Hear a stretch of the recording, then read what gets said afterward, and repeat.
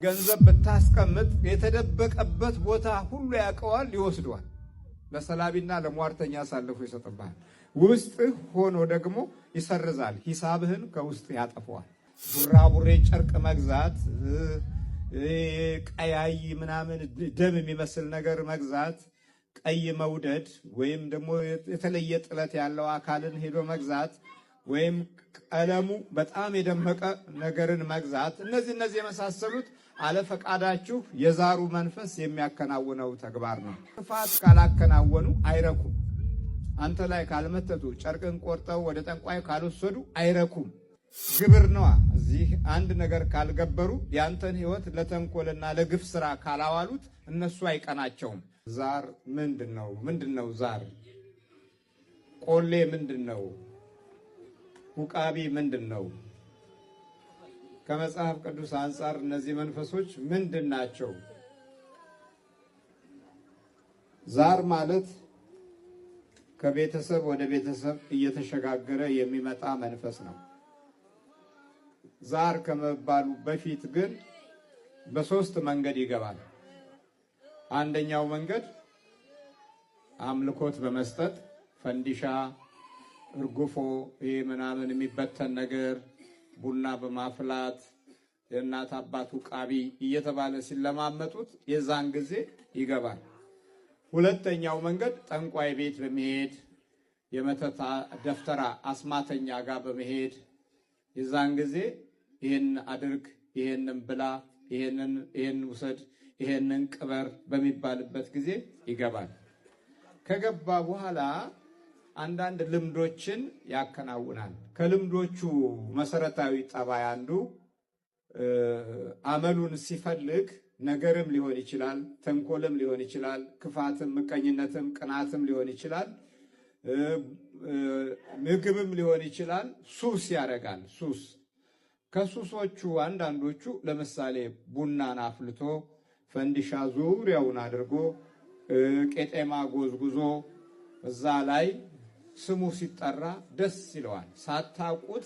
ሳታቁት የራሱን ስም እየጠራ የአባት እናቴ ውቃቢ እያሉ ስሙን እንዲጠሩት ይገፋፋል። ከዛ በኋላ ምን ይሆናል ማለት ነው? ዛር ይሆናል። ዛር ማለት የዘር ማለት ነው።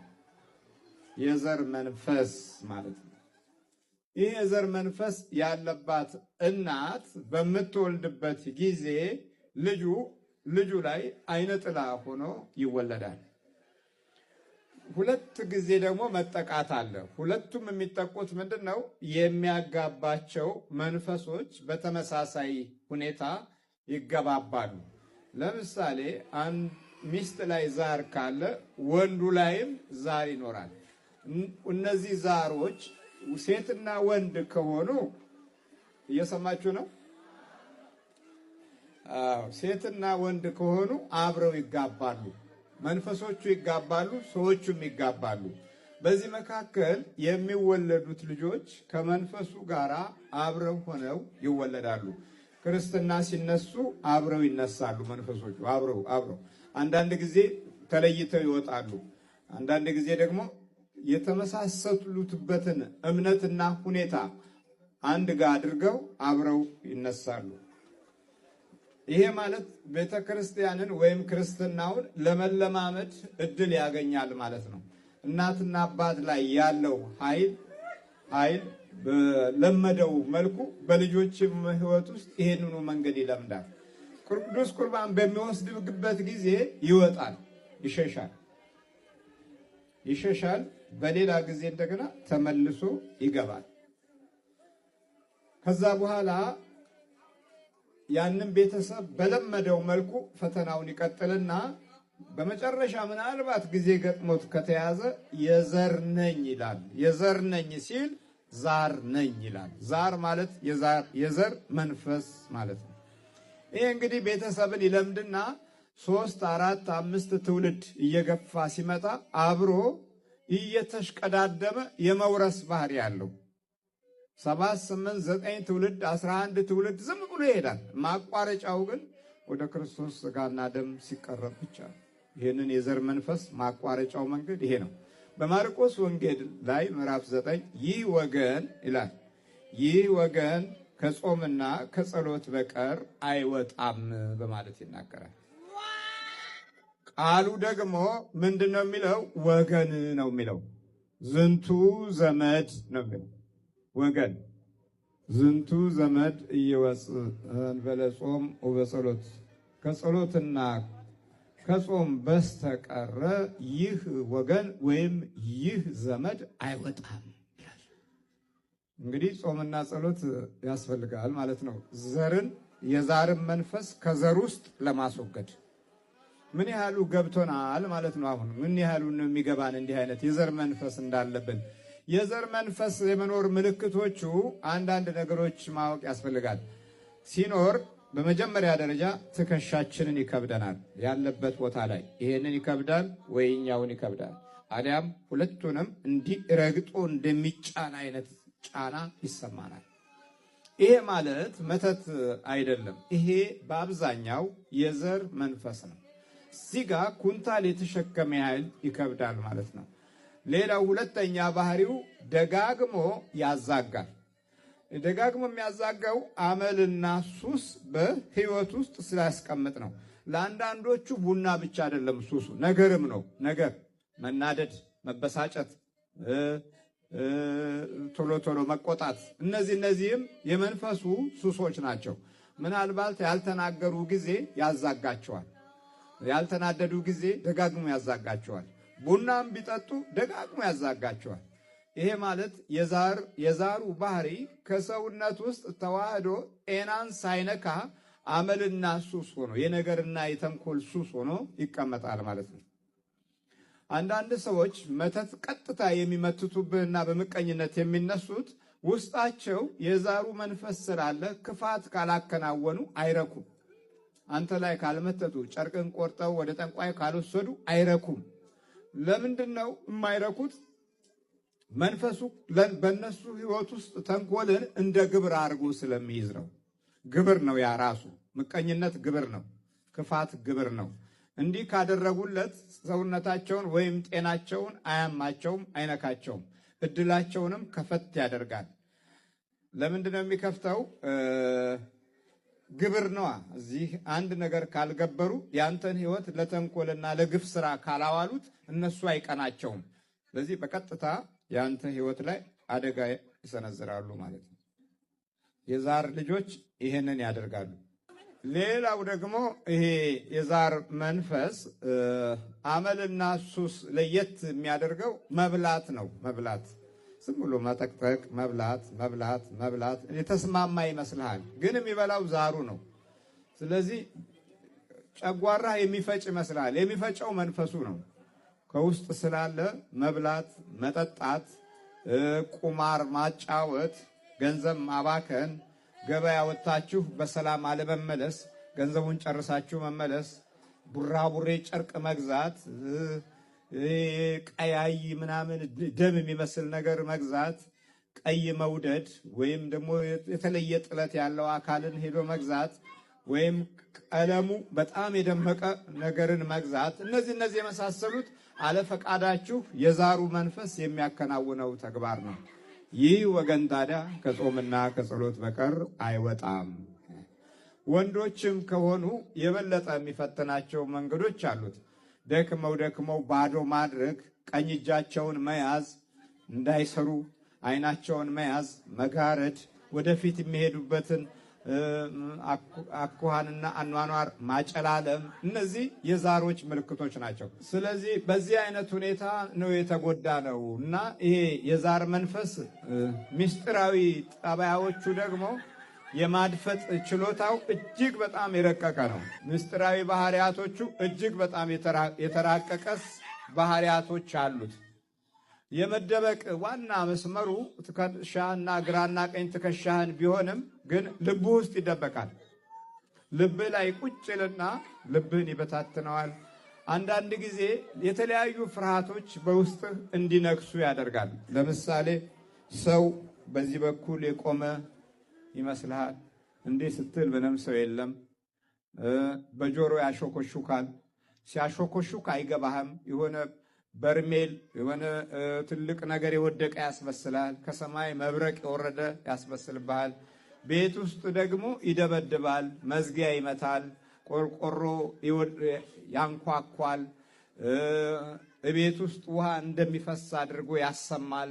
ተነስተ ስትሄድ ሌባ ገባ ብለህ ስትወጣ ምንም ነገር የለም። ይሄ ዛሮች በቤቱና በቤተሰብ ውስጥ የመኖሩ ምልክቶች ናቸው። ሌላው ከዛር ክፉ ጠባይ ገንዘብ ብታስቀምጥ የተደበቀበት ቦታ ሁሉ ያውቀዋል፣ ይወስደዋል። ለሰላቢና ለሟርተኛ አሳልፎ ይሰጥብሃል። ውስጥህ ሆኖ ደግሞ ይሰርዛል፣ ሂሳብህን ከውስጥ ያጠፈዋል። ለምሳሌ 500፣ 800፣ 900፣ 2000፣ 4000 ገንዘብ አለኝ እንበል። ያ አለኝ የምትለው ገንዘብ በምን መንገድ እንደሚጠፋና በምን መንገድ እንደሚሄድ ሳታቀው ከዚህ ውስጥ ቡጥጥ ያደርገዋል። ከዚህ ከህሊና ውስጥ ያጠፈዋል። ከህሊና ከጠፋ በኋላ ይወስደውና አንጣ ላለው ሰው ይሰጣል። ለላከብህ ሰው አሳልፎ ይሰጣል። የዛር መንፈስ በጣም አደገኛው ደግሞ ረዳት ይፈልጋል። ቡዳ፣ ሰላቢ፣ ሟርተኛ፣ አስማተኛ፣ ክፉ ሰዎች ጋር ያገናኝሃል። አመለኞች ጋር፣ ሱሰኞች ጋር ያገናኝሃል። የሚገርም ነው። አይገርምም? ደህና ሰው ጋር እንዳትገናኝ ነው የሚጠነቀቀው። በጣም ጥንቃቄ ያደርጋል። ከከሃዲው ጋር፣ ከተንኮለኛው ጋር፣ ከምቀኛው ጋር፣ ከወሬኛው ጋር ያገናኝሃል። ይሄ የመንፈስ አንድነት ነው። የመንፈስ አንድነት ማለት ከመንፈሱ ጋር የሚኖር ህብረት ነው።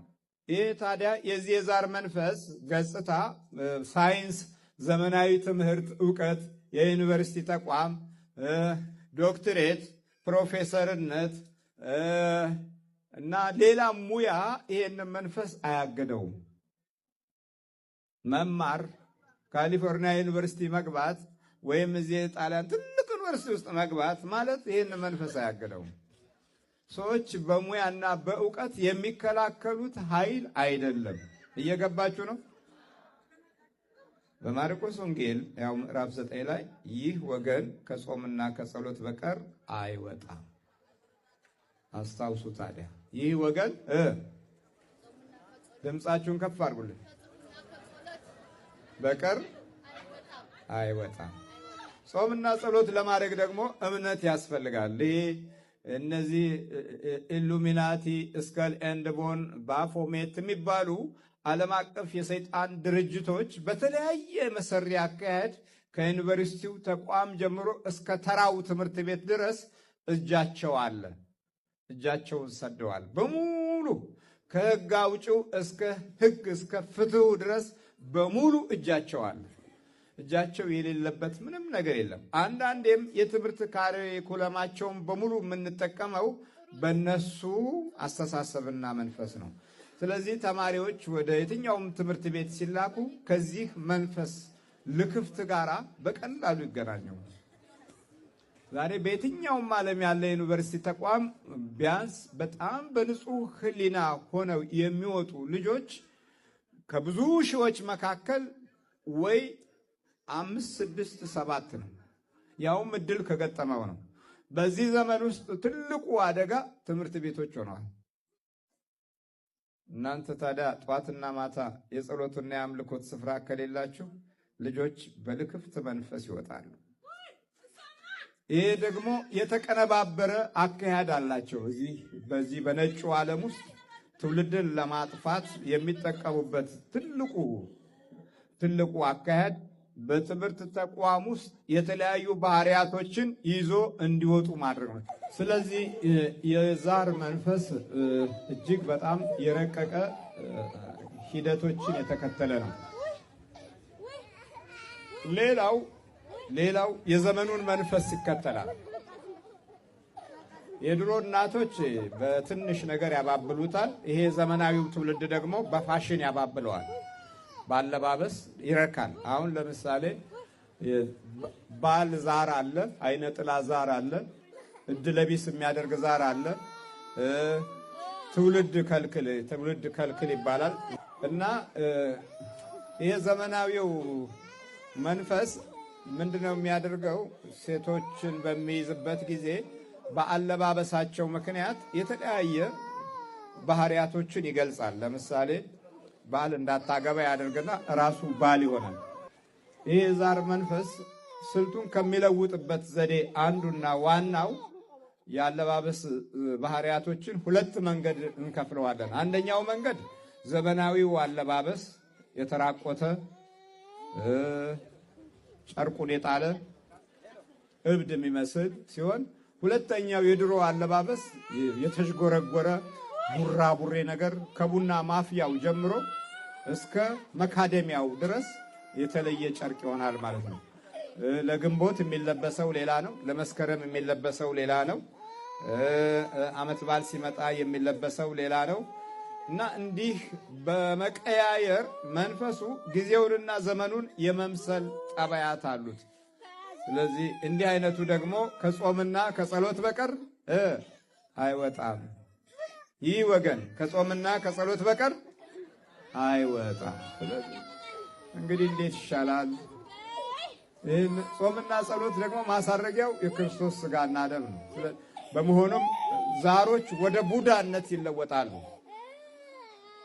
ሌላው ትልቁ አደጋ ወደ ቡዳነት ይለወጣሉ። አንድ ዛር 7 ዓመት ከተገበረ በኋላ ልጆቹን ይበላል። መሻገር ማለት ነው። ከመወለድ አልፎ እንደገና ተሻግሮ የመብላት ባህሪ ያለ። የማይጸልዩ ከሆነ የማይጾሙ ከሆነ የማይሰግዱ ከሆነ ልጆች ይበላል። ወይም ያዩት ነገር ይሰበራል። ለምሳሌ ቆንጆ ብርጭቆ ነች ብላ ካየችው ለምን ቆንጆ አለች ብሎ ሳይሰብራት አያድርም። ብርጭቆ ይበላል ነው በቃ እኛ መልካም ያለውን ያበላሽብናል። ይሄ የዛር መንፈስ መኖር ምልክቶች ናቸው። ባልና ሚስት ሆነው ሲጋቡ ደግሞ አንዱን አንዱ ሊበላ ይችላል። የሚገርም ነው። ይሄ ደግሞ የተለየ ገጽታ አለው። ካልጸለዩ ሁለቱም አንድ ጋር የመጸለይ ባህሪ ከሌላቸው የአንዱ መንፈስ ለአንዱ አይነ ጥላ ነው፣ ለአንዱ መንፈስ አንዱ አይነ ጥላ ይሆናል። ከዚህ በኋላ ከቤቱ ጭቅጭቅና ጠብ አይጠፋም፣ ንትርክ አይጠፋም። ከዛም በላይ ራሱ ቤቱ ራሱ የነገር ቤት ይሆናል። ውጭ ወጥተው በሰላም ከተመለሱ በኋላ ቤት ሲገቡ ነገር ይጀምራሉ። ይህን የመሳሰሉ ችግሮች በጣም የሚከሰቱት የዛር መንፈስ የመኖር ምልክት ነው። ስለዚህ ይህ ወገን ከጾምና ከጸሎት በቀር አይወጣም። እግዚአብሔር ማስተዋሉን ይስጥ። ጸሎት ላይ ሆናችሁ የሚያስገሳችሁ፣ ጸሎት ስትጀምሩ የሚተናነቃችሁ የማይቆም ግሳት ካለ በምግብ የገባ መተት አለ ወይ ደግሞ አይነ ጥላ አለ ወይ ደግሞ ዛር አለ። ጸሎት ላይ ይፍቃችኋል፣ ይተናነቃችኋል። ይሄ መንፈሱ ሲነካካ ነው። ብዙ ሰው ጸሎት ላይ እንዲህ የሚያደርገው ሰው አለ። ይሄው እንደዚህ ማለት ነው። ማቆም አትችልም። የሚቆሙ ጸሎቱ ሲቆም ነው። የሚጀምረው ጸሎቱ ሲጀምር ነው። አይበቃህም? በቃኝ። ማን ያላችሁት? በቀደም እኮ ታስረሃል አይደል? ሰው እንዲሰማ እንዲያውቅ ነው። በል ተናገር። ደፍተራ። እሺ ምን አድርጌ ተባልክ? ደፍተራ አሳብድ። ምን አደረገች? ለምን አገባች? ለምን ታገባለች? ለምን ታገባለች? ለምን በትዳር አርፋ ትቀመጣለች? እሺ ልጆች አሏት። እንድትወልድ አልፈልግም ነበር እኔ። ለምን ታገባለች? ለምን በትዳሯ ትጸናለች? ለምን ትወልዳለች? ይሄ እኮ የክፋት ጥግ ነው አይደል? እግዚአብሔር የሰጣትን ባል ነው የምታገባው። ልጅም የሚሰጠው ማን ነው? እግዚአብሔር ነው። እኔ በጣም የሚገርመኝ ሰው መቼም በሰው ይቀናል፣ በእግዚአብሔር የሚቀና ሰው አለ። በእመቤታችን ስራ የሚቀና ሰው አለ። እኔ ግርም የሚለኝ ይሄ ነው። አንዳንድ ሰዎች በጣም በመንፈሳዊ ህይወታቸው የሚስቱ አሉ። ለምሳሌ ሁለት ጓደኛሞች እንበልና ጻርቃኔ ማርያም ሄደው ሱባኤ ገቡ። አንዷ መልስ ከተሰጣት አንዷ ደግሞ መልስ ካጣች መልስ የተሰጣት ስትነግራት ያቺ ደግሞ ለምን ለኔ መልስ አልተሰጠኝም እንዴት እመቤታችን ለኔም አላደረገችም ብለው እመቤታችን ላይ የሚነሱ ሰዎች አሉ። እግዚአብሔር ትዳር ሲሰጣቸው ልጅ ሲሰጣቸው ስራ ሲሰጣቸው ህይወታቸው ሲባረክላቸው እኔም እጸልያለሁ ሰግዳለሁ ግን ለኔ አልተደረገም ለከሊት ለከሌ ለጓደኛ ተደረገ ብለው እግዚአብሔርን እንደሚያዳላ እመቤታችንን እንደምታዳላ ሰው እያሰቡ በእመቤታችን ስራ የሚቀኑ ሰዎች አሉ።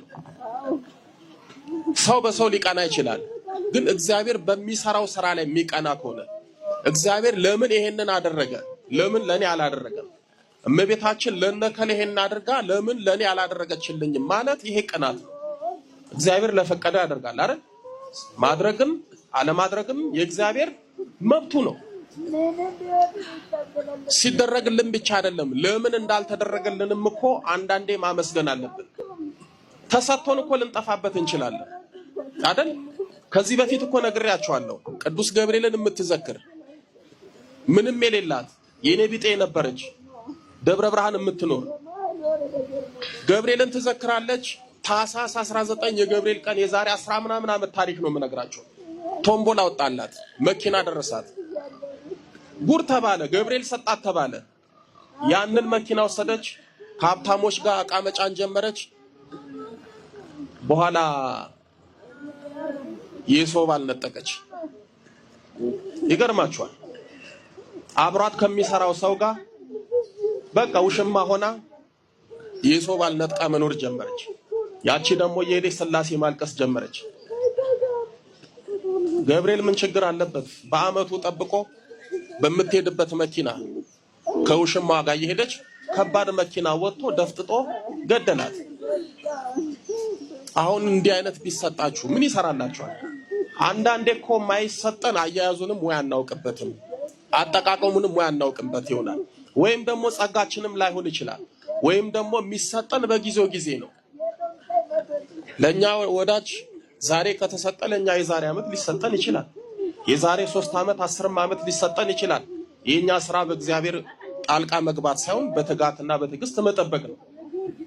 አሁን በሷ ትዳር የሚቀኑ በማለ የሚቀኑ ናቸው። በእግዚአብሔር ላይ እግዚአብሔር ሊሰጣት ለምን ወለደች ማለት በእግዚአብሔር ላይ በቀናት መነሳሳት ነው። ለምን ወለደች ነው? ከዛ ምን አረጋችኋት? ብዙ ችግር አድርሰንባታል። ምን አረጋችኋት? ምሷ አትተውም ትዳሯን በትን አትወጣም። ልጆቿን በትና እንድትወጣ ነው እኛ የምንፈልገው። አንፈልግም አግብታ እንድትኖርኛ አንፈልግም። ከልጆቿ ጋር ተቀምጣ እንድትቀመጥ አንፈልግም። ተመስገን ትላለች። እስኪ ቆይ ስም አትናገሩ። የቤተሰብ መተት ነው ወይስ የጓደኛ? ጓደኛ ቤተሰብ። በአንድ በኩል ያለው ቤተሰብ ለምን አገባች ይላል፣ ወይ ደግሞ የባል ዘመድ እሷን ለምን አገባ ብሎ የሚነሳል። የራስ ጓደኛ እኔም እያለሁ አብረን ኖረን እንዴት አገባች እንዴት እኔን ቀደመች ብለው ደግሞ እንደገና የሚነሱ አለ። ስንት ልጅ ወለደች? እንዴ 3 አላት። እግዚአብሔር ይመስገን። ልጆቿ ምን ታረጋላችሁ? አሳምማለሁ። የሶስተኛ ልጇንም እንዳትወልድ ብዙ ነገር አድርጌያለሁ። ከሸፈብኝ ስራዬ ብዙ ነገር አድርጌያለሁ። ብዙ ነገር አሁንም ካደጉም በኋላ ብዙ ፈተና አጋጥሚያታለሁ። እስኪ ምን አረጋችኋት? እኛ ልታጋልጥ ነው እንዲህ ልታስለፈልፈን ስትል አርፈን አስቀመጥናት። አልታሰራለች። ልጅ እየተሸከመች ትዞራለች፣ በየቦታው ትሄዳለች። በቃኛለች፣ በረረኛለች። እዚህ አምጥታ ልታስለፈልፈን ብለው ደግሞ በመቀኝነት ሰብሬ ያስቀመጥኩ ልጇን እሷን ሰባብሬ ያስቀመጥኩኝ። ብድግ እያለች ትመጣለች። ልጇን ምኑን ነው የሰበርከው? እግሯን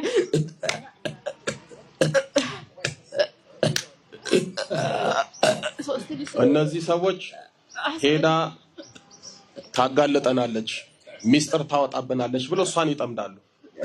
ደግሞ ለኛ አይቀርም አይደል? የት ነው ሄደችው ይባላል። ወይ ቀሲስ ሄኖክ ወይ መምህር ግርማ ወይ ሌሎቹ ጋር ይባላል። ከኑግ የተገኘ ሰሊጥ አብረ ተወቀጥ። እሷን የሚጠምዱ እኛን ይጠምዳሉ። እሷን ያሰሩ ደፍተራዎች እኛ ፍታ ስንል እሷ ስትፈታ ምን አገባችሁ ብለው ደግሞ እኛን ይጠምዳሉ። ሌላስ ምን አረካት? ችግር ብሯን ስልም ያገኛሉ ውስድ በቃ እሺ ውጪ እንላታለን። አትወጣ እሷ። ባለቤቷ አለ አልመጣም። እሱ ልጁን እየጠበቀ ነው። ልጇ እኮ ታማ ተኝታለች። መቼ ነው የሰበርከው? ወር ሆኖኛል። ያምናረገ ይለት እዚህ መታ አንተ ጋር አባ ግርማ ጋር መታ ስታዋርደን ወስጄ አዋረድኳት። ስታዋርደን ወስጄ አዋረድኳት። አርፋ ትቀመጥ፣ ከዛ ደግሞ እመጣለሁ ብላ ስትዘጋጅ እንዳትመጣ ሚስጥሬ ሊወጣ ስለሆነ ልጇን አሰብሬ ቁጭ። ለምን ይነቃሉ ሁሉ ባሏም አይኗን ይገልጣል። እንዲህ ያደረገ ሲል እሱን ጨፍነናል።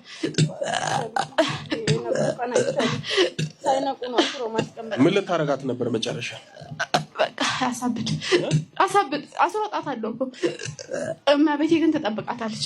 ወዴት ነው የምታስወጣት? አስኬዳታለሁ። ቀን ነው ማታ? ሌሊትም አስኬዳታለሁ፣ ቀንም አስኬዳታለሁ። ከተኛችበት አስነስተ ነው? ወዴት ነው የምታስወጣት? ሂጂ እላታለሁ፣ ትሄዳለች። ልንሄድ በቃ ይደርሱብናል። ከዛ የሚገርም ነው። ቀን እረፍት የለ። ተኝታም እንዳታርፍ መንፈሱን ልከው ይዞ እንዲወጣ ያደርጋሉ። የሚገርም ነው። እሺ ብዙ ነገር አድርጊያታለሁ። ራሷን እንድታጠፋ አድርጊያለሁ። አጠፋ ማለት በረኪና ጠጥታለች። በረኪና አስጠጥታታል። ስንት ጊዜ? ሁለቴ መድኃኒት ብዙ ጊዜ ያስውጫታለሁ፣ ግን አትሞትም። ምንም አትሆንም። ጨጓሯን እንኳን አያማትም። ብዙ ሰው ይፈርዳል። ከሌት ራሳቸውን አጠፉ፣ በረኪና አጠጡ ሲባል ራሳቸው ይመስላቸዋል። እስኪ መቼም እንዴት እንደነበረ እሷ ትሁን መንፈሱ እንድታውቁ እንድትነቁ እስኪ ወደ ራሷ መልሰን እሷን እንጠይቅ። እሺ ልቧን መልስ። በስላሴ ስም ራሷን አርጋት። ልቧን መልሳት።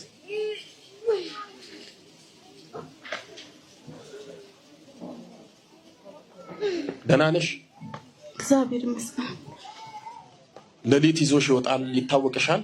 አዎ። ምንድን ነው የሚቀሰቅስሽ ይዞሽ የሚሄደው? በቃ በጣም በሳጭና ሂጂ ይለኛል። እሺ እዛ ሄዳለሁ። የህሊና ጸሎት የምትባለው ጸሎት ታውቃታላችሁ? ከኋላ የዘወትር ጸሎት መጨረሻ ላይ እሱን ሲወደው በቃሉ ሁሉ ሸምድድ እስኪያደርገው ድረስ ደጋግሞ ነው የሚጸልየው። በነገራችን ላይ አንድ አባትም ነግረውኛል። አቡነ ሀሮን ገዳም የማውቃቸው አባት ምን አሉኝ? የህሊና ጸሎት የምትባለዋን ጸሎት በየ3 ሰዓቱ 7 ጊዜ የሚጸልይ ሰው ሚስጥር ይገለጥለታል ሲሉ ሰምቻለሁ።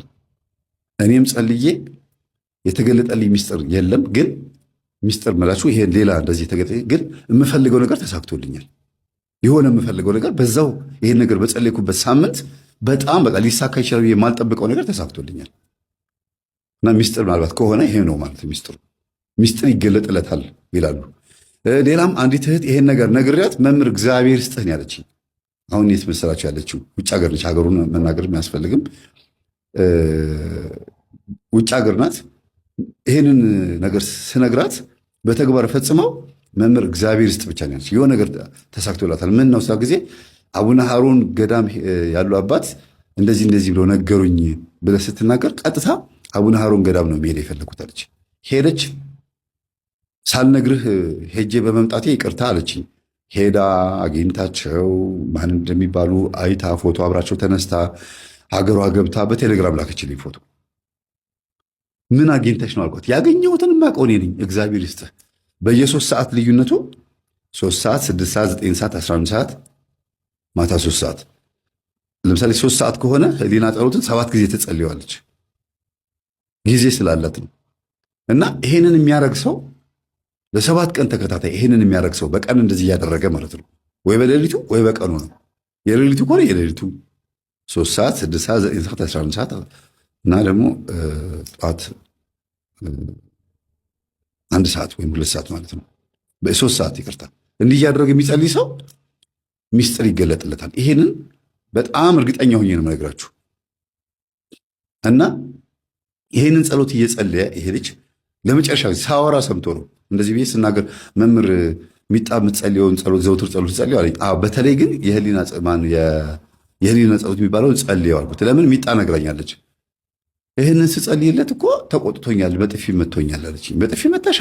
አይ እሱ አይደለም ላይ ወዳለው መንፈስ ነው አልኳት። በፊት ነው ገና መጀመሪያ ቀን ላይ ስጸልይለት እና ያንን ጸሎት የሚጠላ መንፈስ አለ ማለት ነው ውስጡ ብዬ ነው የገመትኩትና ይሄን ጸሎት ጸልይ አልኩት። መምህር ለምንድን ነው ይሄን ያዘዝከኝ አለኝ። ይሄን ስትጸልይልህ ሚጣ ምንድን ነው ያደረካት? ሰው ጊዜ አይ ለእሷ ነው ጥፊ ሆነው እንጂ ዞር ቢያን ቸርዛ ሂጂ ብዬ ነው እንደዚህ ያደረኳት አለ። ለእሷ ግን ጥፊ ነው።